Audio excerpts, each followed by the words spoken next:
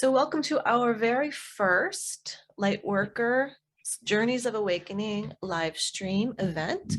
We have amazing lineup for you today. Most of the people on our interviews are people that I know personally. And I'm super excited to have them all come together and share their stories. So before we begin, my name is Zara Starchild, for those who don't know me yet. And I have been working with Amaji for many, many years. We work together along with a couple other guests in the Divine University, which is an organization of about 80 people that are grounding new teachings onto our planet Earth. And we're super excited to launch that very, very soon with a global healing program that's going to be coming out very soon at the end of this year as well. So really excited to be with you today and have everyone share their stories of awakening. And before we begin with Amaji, I'll just tell you, the reason why I have this as my topic is because I remember when I was going through my awakening process and, even as a teenager being a seeker and looking and trying to find, and how difficult it was and how many challenges there were and how many mind games there were in regards to sort of following the pre-programmed path of the earth plane rather than seeking the higher realms in the multidimensional universe. So I remember the challenges, I remember the difficulties and what it really took to follow my path and follow my dreams. And I want to encourage everyone out there to just follow your path, follow your curiosity, follow your dreams, explore and open, and not to be afraid, and see where the dreams will take you. Joseph Campbell, writes about the hero's journey and overcoming those obstacles that get in our path. But it's the quest of every soul to go on that hero's journey and really follow their bliss. So welcome, welcome, welcome. Super, super excited. Amaji, we would love for you to come on and let me tell you guys a little bit about who Amaji is. I had everything, and please bear with me. This is my first time, and I'm not super organizationally. Here we go. Found it. So Amaji Angelique Kumara is an initiated spiritual teacher, master healer on the path of ascension for over 35 years. She's a seer, a divine voice channel for the ascended masters and the archangels. She's a creator of Violet Alchemy Healing and Purification, as well as a local journey dance guide, and she delivers divine activations and initiations for all those who are ready to claim their own divinity. As a vocal alchemist and sacred ceremonialist, she brings wisdom teaching, sound codes, and songs for reclamation of empowerment through the one heart. And we invite you guys to check out her website. We will be putting stuff in the chat later on regarding the bonuses that she's going to be giving away and her website, so you can check out her work. I've been a student of Amaji's as well as a client of Amaji's, and I can tell you the life transforming work that her Violet Alchemy services have provided for me and so many people that I know. So welcome, Amaji. Amaji. Yay! Tell us a little bit about your beginning of your path and how you became what you became, or the struggles that you went through in the very beginning when you started awakening. Wow. I'm so happy to be here and to support this launch with you, and to be your first guest. Me too. You have been a dear friend and sister priestess over the years, student and colleague, and it just feels really good to be here with you. Hello, everybody. This is such a big topic, right? For those of us who are on the path, where do we begin? So the question is, how did I begin? I would say that I began by meditating. When I was in my 20s, I was invited to sit with a meditation teacher. And it was a very profound experience for me. And it was just myself and him and another friend. And the three of us sat in his little room, his meditation room. And I had never really meditated before. I was a seeker already in my teens. I did a lot of writing of poetry. I've always been into music and I've always been a singer. And I always had a really deep interest in symbols and dreams. And I would say that was my first probably, I'm curious about the unseen, you know. At the time they called it the occult, but Right. that's really not true. So 25 years old, maybe I had a great spiritual awakening. And then from there, I kind of changed my path as I went from an artist musician into the path of healing. And I started with body work because I've been a massage therapist. I studied to be a massage therapist, but I want to say I was doing massage from a very, very early age when I was a child. It was something that we did in our household as a form of healing. So it just came through my lineage and my traditions. My father was an amazing man who had great healing hands, and so does my brother, and my younger brother's into healing. My kids are all like the gift of touch is in my family. So that is what started me being in close proximity to other people and being very, very sensitive and aware of their energy. So, and then from there, I went into IET and studied integrated energy therapy with Stephen Thayer, who became just an amazing mentor to me. And he was very catalytic in helping me to springboard Violet Alchemy. Because as I was teaching IET, I was doing IET, I was teaching classes of IET. And then what ended up happening is that I started downloading Violet Alchemy.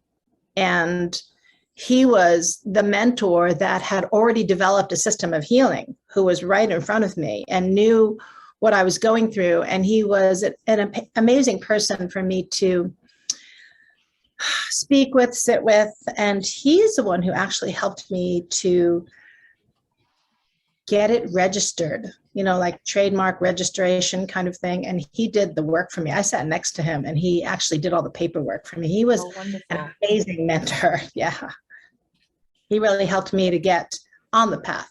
So Stephen Thayer, can't say enough great things about that man. And he's the one who taught me how to use a pendulum. I had a pendulum for many, many years.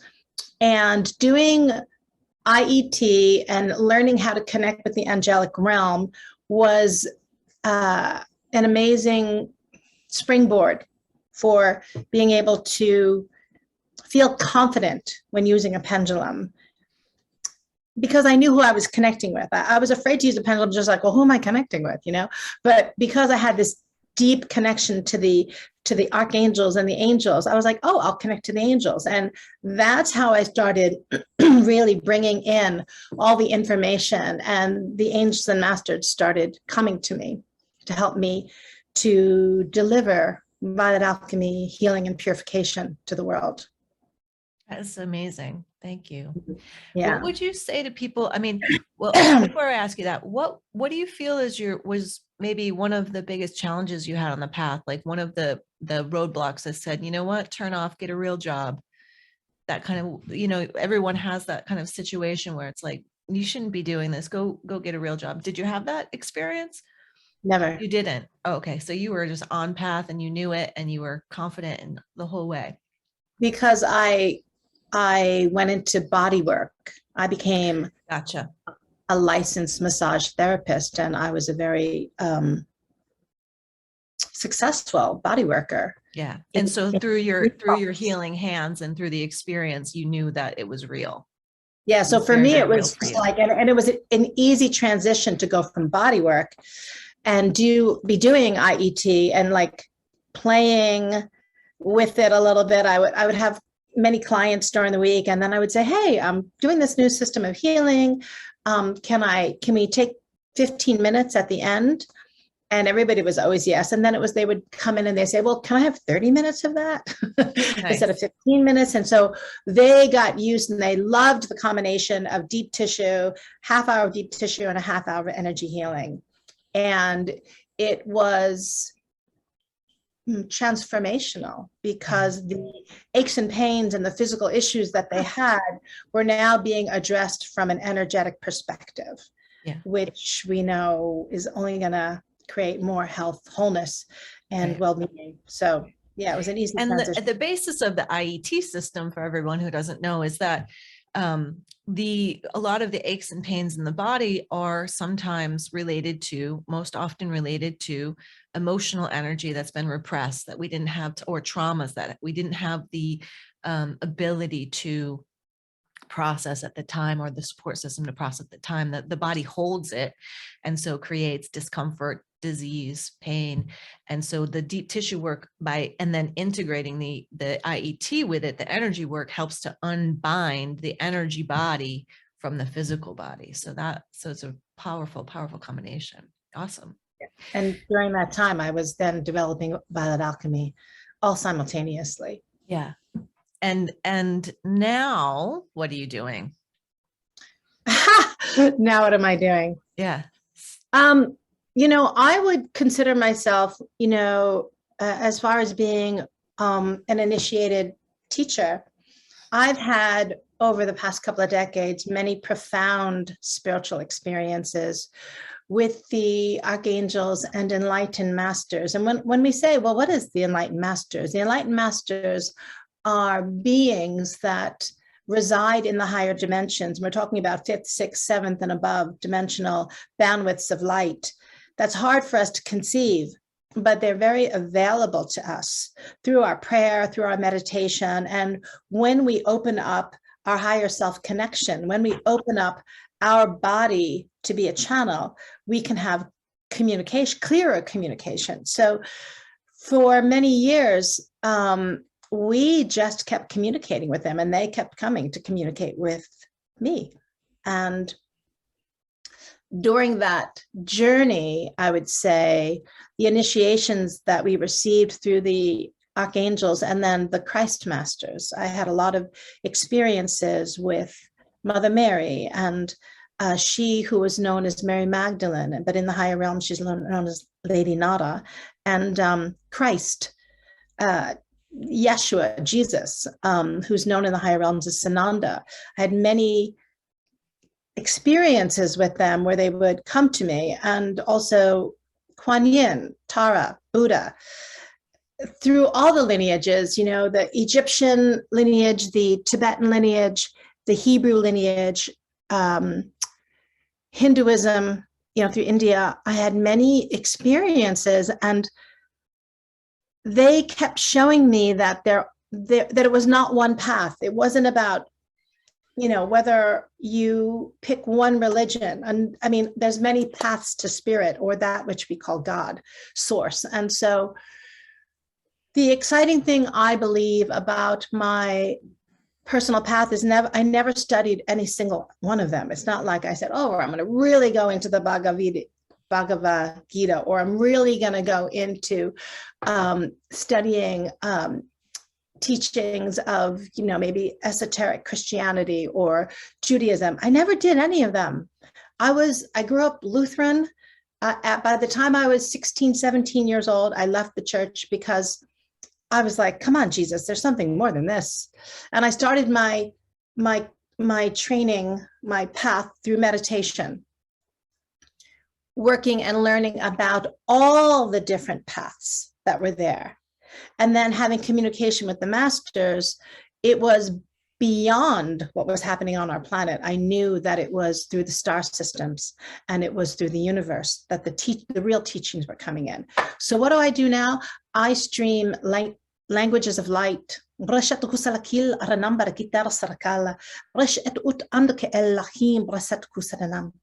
And these languages of light are vibrational packages of sound that enter the energy field with the intention to create alignment through the field, to maybe shift the energy in the chakras, or shift the energy through the physical, emotional, mental, spiritual layers of the energy body. And what I do is when I'm a reader, so I read people's energy fields and I tell them where the unresolved past life karma sits in their field. I tell them what are the unhealed relationships or what needs to be healed within a relationship to create a shift.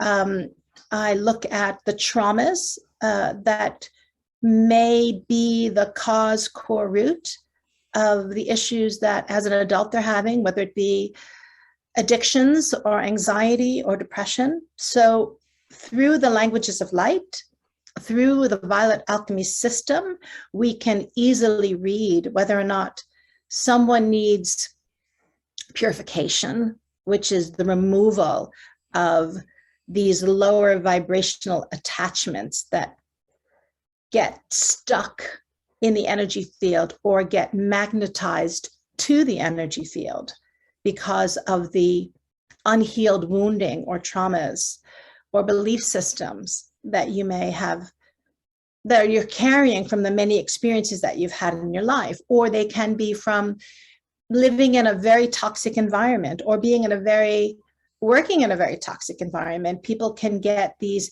energies that attach into the field that exacerbate the feelings of density or depression or heaviness or what they might call bad luck or intensified fear. Those energies are not you. They're just energies on you. And one of our specialties is being able to remove those energies from the field. And then you have healing, our own stuff that we walk around with from other lifetimes and from the belief systems, the programming that we've received through our family lineage, our culture, our religion, the government, our peers. There is so many layers to healing.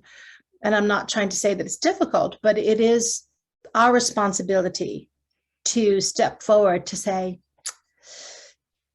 I'm unhappy. I'm not feeling really good about my life and I want to change it.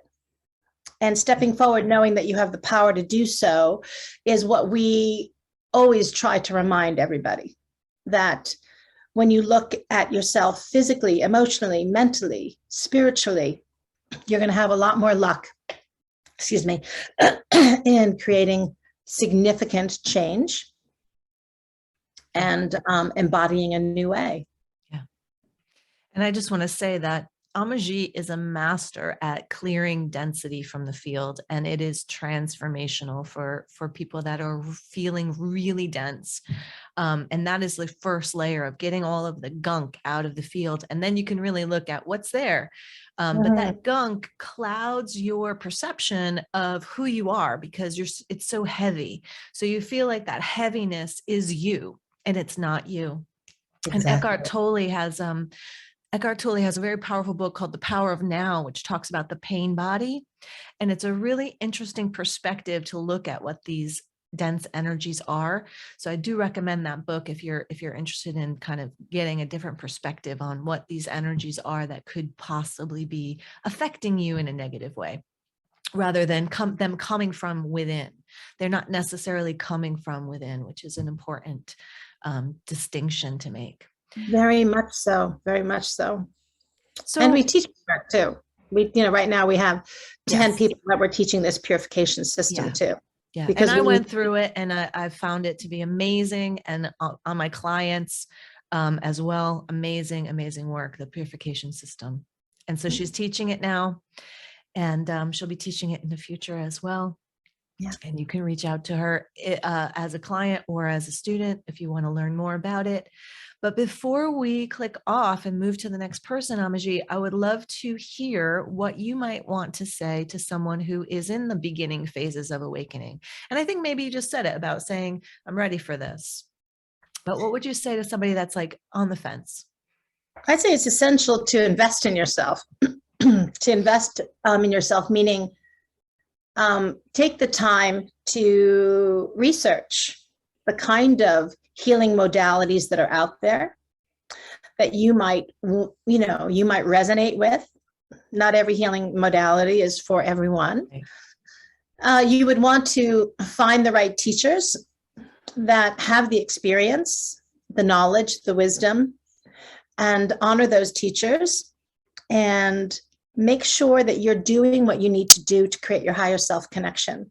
This is really important because when we operate out of our everyday personality, we will always meet fear. We will always meet doubt.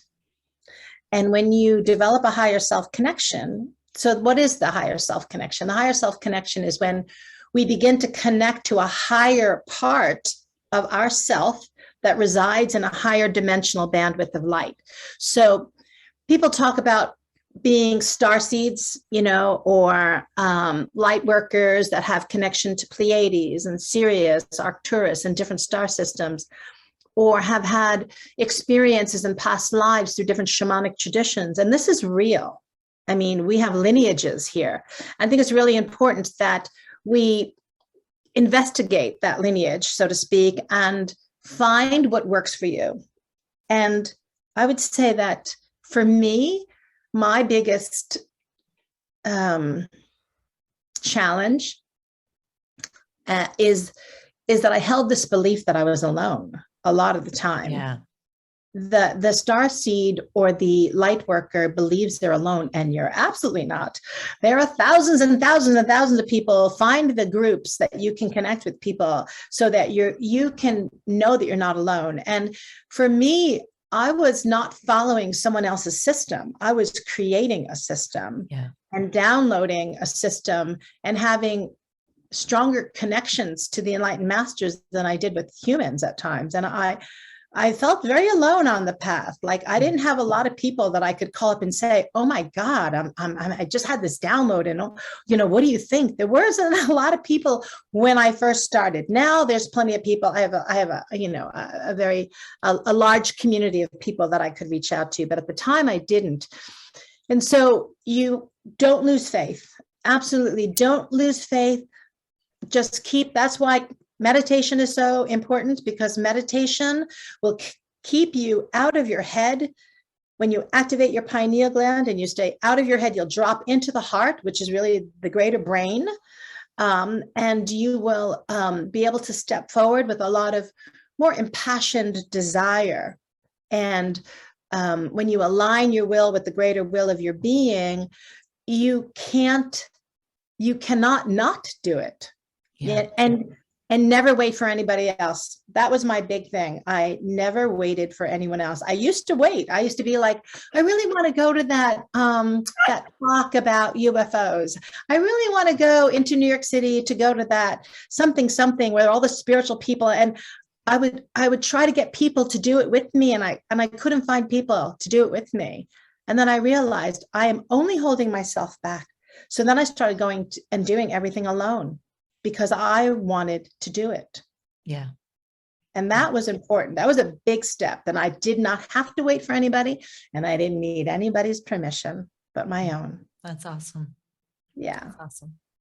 So 2 things on that, because we do have a little bit of a gap between Amaji and the next person. Also, I felt very, very alone on the path. I had an experience I went to Burning Man with some friends, and I had an experience in Burning Man where somebody said something to me, somebody important at the moment said something to me. And what happened was the words broke the illusion that I was in at the time. I was in an illusion with this person. And it was like, in my mind, it was like all of these mirrors that were holding reality in place broke, and they fell to the ground. And all I could see was desert, and all I could feel was the depth of my aloneness in the middle of the desert. And it was like the most profound, like aching pain. And it was underneath, and it was underneath for a long time. It is definitely since shifted and changed, and I've built a beautiful community, and I felt really supported now in my life. So yeah, that is definitely a common thing that we hold. And the other thing in regards to higher self-connection versus the mind or the personality, just a quick example in regards to putting this summit together. a week ago or so, I was really stressed out trying to get the registration page and all of the technology sorted. And it was kind of mind blowing. And I was in this state of, I didn't know what the word was until the other day, but it was tension. It was high tension. And then all of a sudden, when I realized what the word was, my higher self sort of aligned and kicked in and just went like, everything's going to be fine. Everything's going to be perfect. And even if it's not, it's going to be fine. It's going to be perfect. It doesn't matter if it's perfect or not. And that creates the well-being in the body and the heart is okay. It's not that important. This is not that important. It's all going to be fine, even if it's not. And it's just the difference between being in the mind, the fear brain, and then that higher self connection and just knowing that the bigger picture of things. Yeah, that is so right. That's when you align your will. I mean, that was a perfect example of aligning your egoic will with your higher will, with divine will, and coming online, like letting all of the multidimensional you go, oh yeah, we got this. Yeah, exactly. You know, those experiences are catalytic. We really need those experiences. So brava. Yeah, thank you. So let's talk briefly about the bonus that you're giving away, these sound codes that you're giving away to everybody who's listening today. Well, as I said before, when we speak languages of light, we bring in these packages of sound, and they come in, they're called encodements or sound codes. And one sound code may be 60 seconds long, perhaps, and each sound code can have a purpose. And when I asked my guides and my higher self what I should offer, it was, they said, you're going to bring in these 6 sound codes. And I said, oh, okay, great. You know, and I would say that there's something really fun about not having a plan and just asking. And so when I started channeling the sound codes, I realized that it was going in the 6 directions. And each code, one code was to create an opening from above. One code was to create an opening from below you, from the earth up. The code behind us was connecting with the wisdom body. The one in front of us was connecting with the love body. The one to the right was connecting to our masculine self. In the 3-dimensional, we'll say masculine, feminine, because everything's polarity or duality, but we could call it our solar or more outward self. And then the code for the left was for the feminine or the more lunar creative self. And it was interesting because as I was bringing forth the codes, they were telling more and more information was dropping in. I was receiving more information from my higher divine presence and through my guides that were communicating. And so why would you want to listen to these codes? Well, because what it does, it begins to activate your energy field to bring in more spaciousness through the field and to connect with more of the energy of your multidimensional self. That is essential. It's necessary for us to connect and understand that we are multidimensional beings to actually be a light worker. You know, we cannot be a light worker from a very dense 3-dimensional space. We have to open up to the other streams of our being to be growing or expanding in our capacity or capabilities of being a light love worker to, birth the new earth. I think that's a pretty wonderful task. That's amazing. That is amazing. So 6 sound codes for the 6 directions from Miss Amaji. And we are going to, Amaji, would you give us a quick sample of some of that sound and light language while we have you on for a sec? Okay, awesome. How much time do I got? 1 minute or 2 minutes?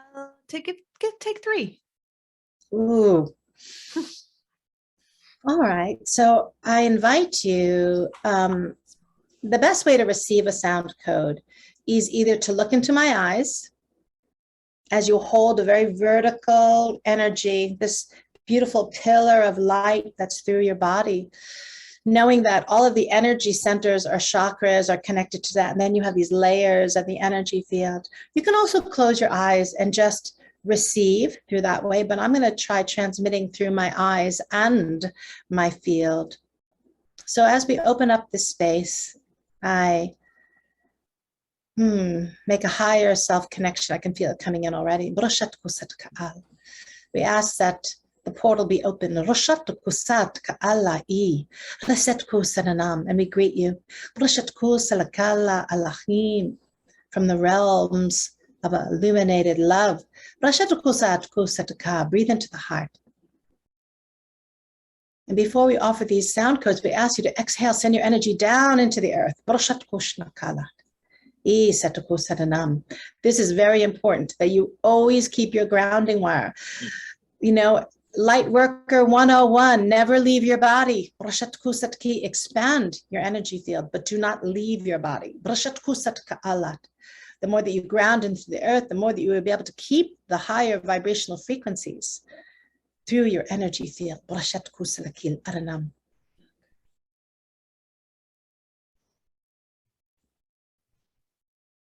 Esher ksala il aranam bargider surkum bre eshet kusat kala il alaham, and we ask for these sound codes brishet kusat kala il alahi to be offered to you with great gentleness, braset kusat ka and efficacy, reshet kusalahil brejet kusaranum bargider saranam. You ella you Allah taka Allah isher mamar gidera so usat ka Allah. Breathe in. And exhale. Every in-breath says yes to these light encodements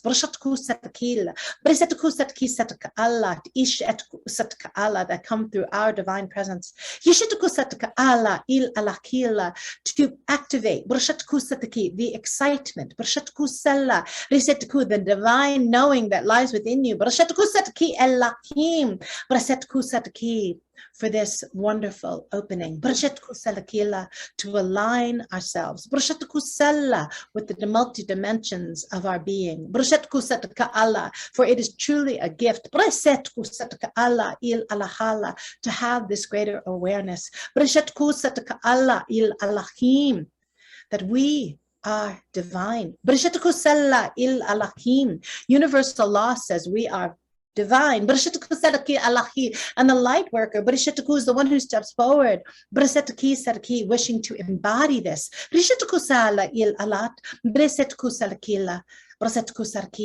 So we say this prayer, that each one here, each one listening, in the name of love and light, will be guided, will receive greater connection to the higher self, to the angelic self, and to the guides and guardians, physical in form and in spirit form, that will arrive as you put forth your invitation out, to invite more support on this beautiful journey of activation and awakening. Amen. Aho. Namaste. Amen. Thank you so much. Thank you so much. Hard to just like keep it into 3 minutes. I think I did a pretty good job. Yeah. So we have our next guest, Melissa Harris, who's a sacred artist, and we're going to invite her on in just a moment. Amaji, we would love for you to stay on and answer some questions or coordinate in the chat a little bit. If anybody has any questions for Amaji, would that be okay with you? Sure.